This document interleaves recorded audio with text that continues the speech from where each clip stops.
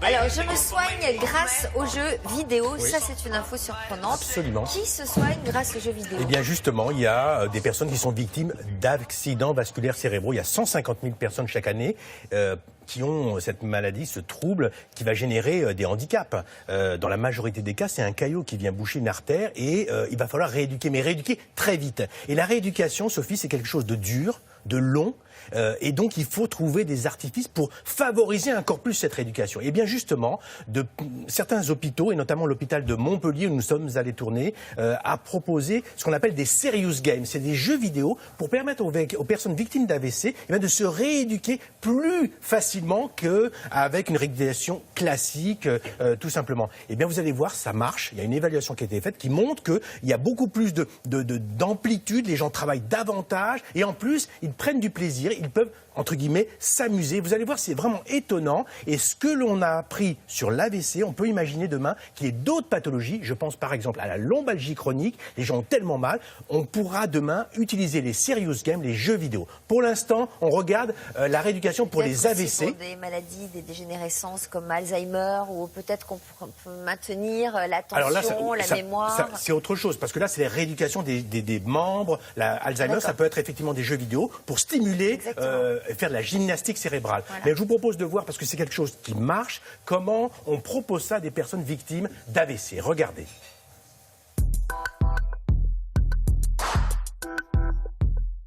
Comme 150 000 personnes par an, Aline a été victime d'un AVC il y a 4 ans qui a laissé des séquelles.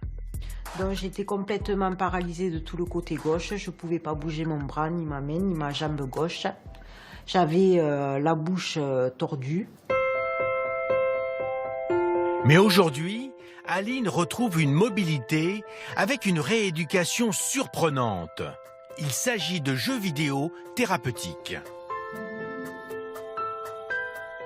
Ces jeux vidéo, quand on m'en a parlé, je me suis dit mais c'est quelque chose de dément.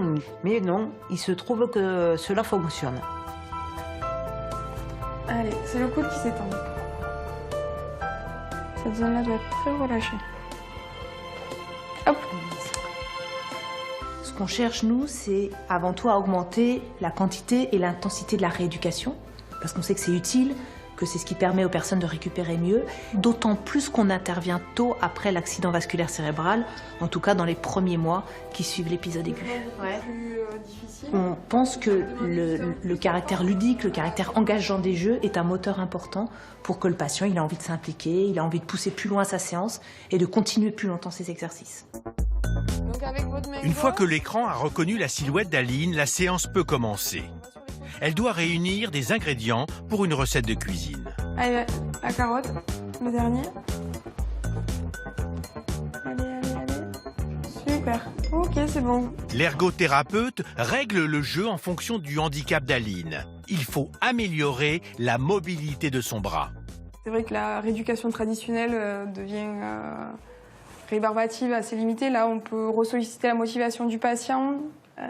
Elle se laisse vite bien prendre au jeu, elle est appliquée et c'est vrai que petit à petit, on voit qu'il y a des améliorations, son geste est plus précis.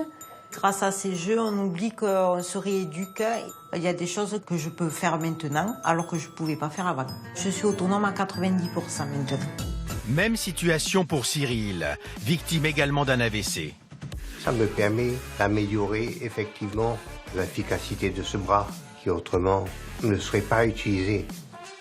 Aline finit la matinée avec un autre jeu, une immersion dans une réalité virtuelle de fête foraine.